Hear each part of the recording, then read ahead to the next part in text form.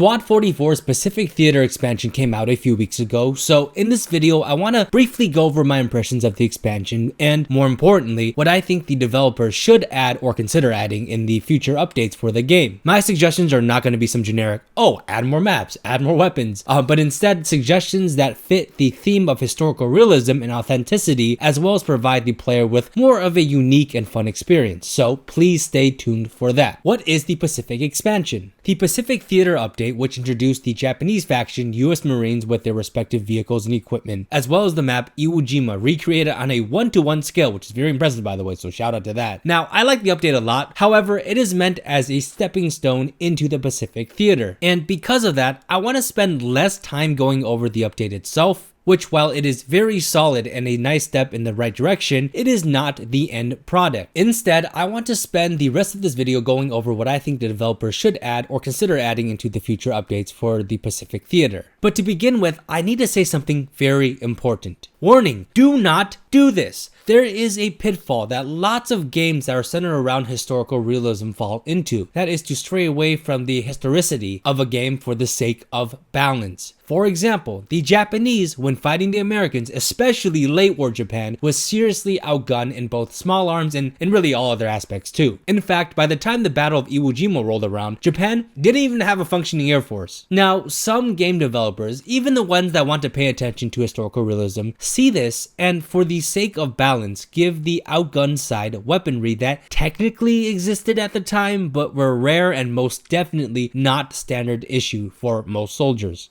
So, a game developer sacrificing historical accuracy for the sake of balance may see a squad of, say, American Marines armed with the M1 Garands, Thompsons, Flamethrowers, naval bombardment support, air support, and so on, and they will compare it to a squad of Japanese soldiers who still primarily used bolt-action rifles, bayonets, swords, some Nambu machine guns with little historical air or naval support, at least in the late war, and conclude that for the sake of balance, they now need to give the more outgunned side, the Japanese soldiers, for example, say Type 100 submachine guns, and while yes, of course, these SMGs did exist at that time, they were not commonly seen, issued, or used, reserved mainly for special forces, paratroopers, or other specialized forces. Do not do this. Please. I've said it before, but I'll say it again. When you make a game focused on providing an historically authentic experience, but then dumb it down to appease a mainstream audience, then you are essentially just pissing everyone off. The core player base, the ones who play Squad 44 for its grounded World War II gameplay, historical setting, and attention to historical detail, are not going to be thrown off because suddenly the entire game feels off. The more casual players, and I have to say this every time, but there's nothing wrong with being a casual player, are still not going to flock to the game because at the end of the day, this is a niche title that absolutely deserves the players and attention that it should get, but it is niche for a reason. So instead of simply giving historically outgunned Japanese a similar arsenal of weapons to the Marines for the sake of balance, lean into the real tactics of the Japanese soldiers. Not the war crime part, but the part about how the Japanese forces on Iwo Jima who are still able to inflict devastating casualties on the Marines landing despite being outgunned. And so for the rest of the video, as I am making suggestions, please keep in mind that my goal is to give the Pacific Theater experience a fun and still balanced gameplay without destroying the historical immersion. So first of all, reduce the amount of rare Japanese weapons such as the Type 100 SMG. I didn't say remove it completely, but right now there are way too many people running around with them. And again, it's just not historically accurate. And I get it, it's a video game, but you might be asking, right? Okay, fine. Let's say we remove the Type 100 machine guns. Then how do we make the Japanese side more powerful if we're going to remove a crucial piece of equipment for the Japanese faction? Good question, if you ask that. And so I'm now going to talk about the features I hope to see added that would improve the experience of the Pacific expansion and buff the Japanese side without making it historically inauthentic. Also, keep in mind that this is simply my opinion and feel free to disagree. This video, if anything, is meant to spark some ideas and hey, it's copyright free, alright? So anyone watching this, please feel free to use these ideas as you wish. Playing dead. Marine veteran Eugene Sledge in his memoir With the Old Breed talked about how Marines would constantly be shooting the dead bodies of Japanese soldiers to make sure that none were playing dead, to the point where even clearly dead bodies were shot over and over and over again until it became just a block of torn up flesh. The Marines, as well as anyone else fighting Imperial Japan, constantly faced the threat of Japanese soldiers playing dead only to spring up on them when they got close and either blew themselves up or attempted a last-ditch attempt to kill whoever the intruder was. The devs of Squad 44 should add some sort of mechanic that lets your character play dead, whether it be an animation or a ragdoll effect, it doesn't matter. There should be an option to clutch a grenade or a satchel charge if you have one, to either surprise and throw at the enemy or take out the enemy with you as they walk by. And this leads me to another suggestion, a suicide mechanic.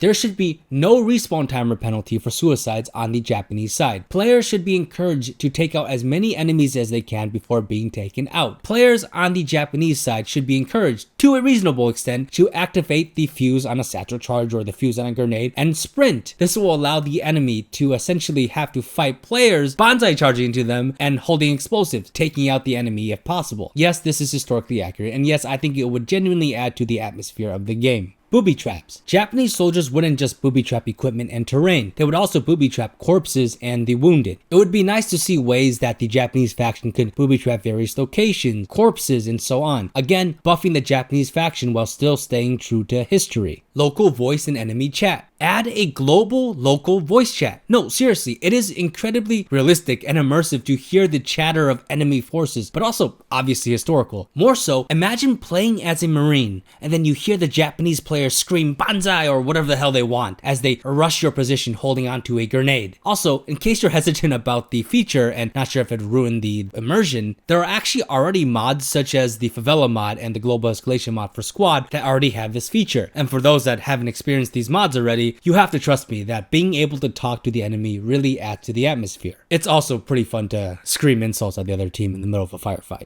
Just saying. Camouflage. Another way of balancing the game without ruining the historical immersion is camouflage. While both sides use camouflage, the Japanese really took it to a new level with what you can essentially describe as a World War II era ghillie suit. Now, not everyone on the Japanese side needs to be this camoed, but I think at the very least, some helmets should have some foliage on top. The point of adding camo, other than the obvious of blending in, is to allow the Japanese soldiers to play more strategically, as they again have mainly bolt action rifles while going against Marines with semi-autos, automatic weapons, air, naval, and artillery support, and so on. This will allow the players on the Japanese side to utilize more guerrilla style and ambush tactics, or just be able to maneuver easier without being gunned down instantly. The rally points for the Japanese should also be camouflaged as essentially holes in the ground and placed with more leniency, with the Marines needing to either throw an explosive inside or use a flamethrower to take it out, replicating the extensive tunnel networks used by the Japanese. And Rising Storm 2, in case you guys haven't played it already, have done something similar like that, and it worked very well. Snipers. Speaking of camo, the sniper role should be given much better camouflage. The snipers in this game all have tracers, which I understand is for the sake of balance, but if you are going to do that, then at least give the Japanese snipers better camo. Or better yet, give the Japanese snipers no tracers with a little bit more camo than what they currently have. The point is that Japanese snipers were famously devastating, and seeing how the Japanese faction is, and I know I keep saying this, already outgunned, it makes sense that this little buff to the sniper would not only be historically accurate, but also buff the Japanese side. Climb trees. In World War II, Japanese riflemen or snipers would frequently climb trees and then tie themselves onto that tree. This was to either directly shoot at the enemy or be used as an observation post. The reason why Japanese soldiers tie themselves into trees is so that even when killed or wounded, they wouldn't fall out of that tree, leaving the Marines they were shooting at essentially still paranoid and guessing whether or not they killed the shooter.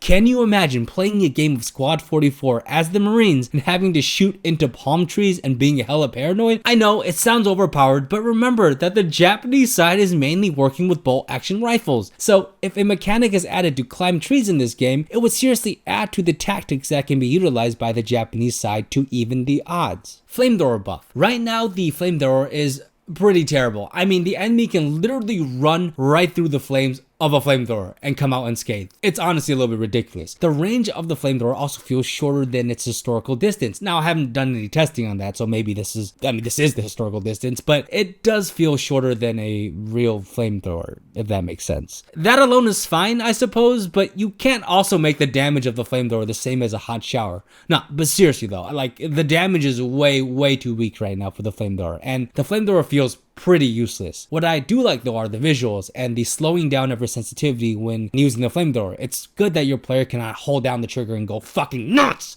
and create a ring of fire like you could in Rising Storm by turning up your mouse sensitivity and spinning in a circle. Tunnel warfare. Tunnel warfare has got to be one of the most unique and best experiences in shooter games. Tunnel warfare has certainly the intensity and the atmosphere that is unmatched in any other game I've played, and I really hope that future maps revolve around this type of warfare. The current Iwo Jima map does have tunnel networks, but lots of the times the objectives for the game avoids the tunnels, with the exception of Mount Suribachi. I hope that the developers in the future really take into consideration this type of warfare. Speaking of which, this leads me to my next suggestion: trapdoors and spider holes. The Japanese famously use what we call spider holes, or what they refer to as octopus pots, because they resembled the pot used to catch an octopus. Spider holes could obviously be used as a simple firing position, but what made these especially unique was how they were used in ambushes. The Japanese soldier would wait for the Marines to either walk past them or walk within effective firing distance before quickly peeking out the well-camouflaged trapdoor and inflicting casualties, in which the Japanese soldier would quickly hide again, leaving the Marines constantly paranoid about potential ambushes. These spider holes could be one-man dugouts or connected to a tunnel network, bunker, or both. If these are added to the game, it would A, give the flamethrower a more specialized purpose of being able to effectively take out these positions, but more so, it would allow the tunnel warfare part that I was talking about earlier to be experienced, as players on the Marine side would essentially be forced to manually clear out these positions or risk taking more casualties. These spider holes and tunnels would hopefully be connected and placed underneath strategic locations, such as on the objective, which would again create another dimension of gameplay. Banzai charge team ability. I know that Banzai charges were forbidden by General Kobayashi at Iwo Jima. However, in future maps in which this tactic does make sense, hope to see an ability by the commander to essentially call in a team-wide Banzai charge. How this would work, and again, feel free to tweak with this, is that upon the activation of the ability, respawns will become instant for a certain period of time. And during this time, everyone spawns in with one magazine or clip of whatever weapon they carry alongside an attached bayonet. The idea behind this ability is that it is only to be used in desperate situations, sort of like a Hail Mary. The limited ammo is both to simulate the real-life scenarios of Japanese soldiers resorting to Banzai charges once their ammunition was low, but to also force players to Banzai charge because they only have one magazine or clip. Now, there can also be some sort of Banzai charge rally point that all players who died will respawn into, preferably near the enemy, and would also, in theory, create waves of Banzai charging Japanese soldiers. But the point I'm trying to make is that this ability would not only be historically accurate, but also hopefully provide yet another element of gameplay that fits in with the Pacific theme, and, at least in my opinion, pretty fun. A campaign mode. For anyone that has played Red Orchestra 2 or Rising Storm 1 and 2, you know exactly what I'm talking about. A multiplayer campaign mode would put a historically accurate map for the player to vote and choose what sections to attack next. Each multiplayer game would be linked to a wider campaign, with the winners of the previous game voting to attack the next section while the losers defend. The campaign would end once either the entire map is under the control of one team or one side runs out of manpower. Again, this is not my original idea, I'm not taking credit for it, I'm just going off of how previous games did it. But anyone who has experienced this type of multiplayer campaign mode I'm referencing knows how fun and immersive it is. This of course can be more than just the Pacific Theater, as right now we only have one map, but any sort of historical multiplayer campaign adds a lot more weight to the battles and the maps that you are taking part in while playing the game. Nighttime with flares. I know more maps are planned in the future, but I hope to see one of the maps take place at nighttime, such as one set in Guadalcanal. Just so we are clear, I'm not saying to make the map pitch black the entire game, although that would be kind of funny, but instead to have flares shot in the air every minute or 2 minutes or whatever makes sense, and to have moments where there are no flares in the air to be almost pitch black.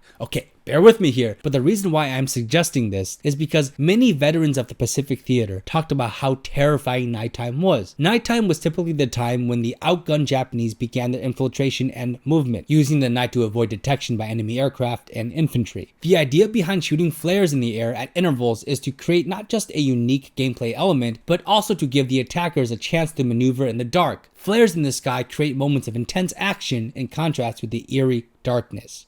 Again, all this would be historically accurate and fit in the theme of the Pacific, while also providing players with just another unique gameplay experience. It would be really awesome to see a Sino-Japanese war front, which is a front that, at least in the West, is unexplored. And adding to the Sino-Japanese war front would literally offer an experience that no other World War II game in the West has offered in recent memory. I'm not a game dev, so forgive me if I'm getting a little bit ahead of myself here, but seeing how the Chinese KMT and communists of the United Front used German gear, captured gear, or other gear offered by the Allies, the devs wouldn't have to work as hard to create a Chinese faction. And a bonus to the Chinese faction is that the Chinese in World War II used a crazy assortment of different weapons, too many to name. So it would make sense historically if a plethora of already existing weapons in the game was also given to the Chinese faction to use. Also, I just find the setting in general really interesting alongside the potential maps that could be made. So I hope the devs consider adding this in the future alongside an Eastern Front. And I can't forget to mention optimization. Many players have been talking about how poor performing the Iwo Jima map is, as well as the optimization for Squad 44 in general. This should take priority over anything else that I've mentioned, but I know that developers are well aware of this issue and they are working on it. So I'll mention it because it's worth mentioning, but just know that it's being worked on already. In the end, everything I said here is simply a suggestion. Take it, leave it, modify it, criticize it. That's completely up to you and the development team if they see this video. But hey, I am a fan of this game. I hope to see a bright future ahead, and I'm sure there will be. Also, if you have any suggestions, please feel free to comment them below too. I want to thank you so much for making it to the end, and hope all of you are well fed and hydrated and having a wonderful day. And if you're not, well, I hope it gets better. So thank you for listening, and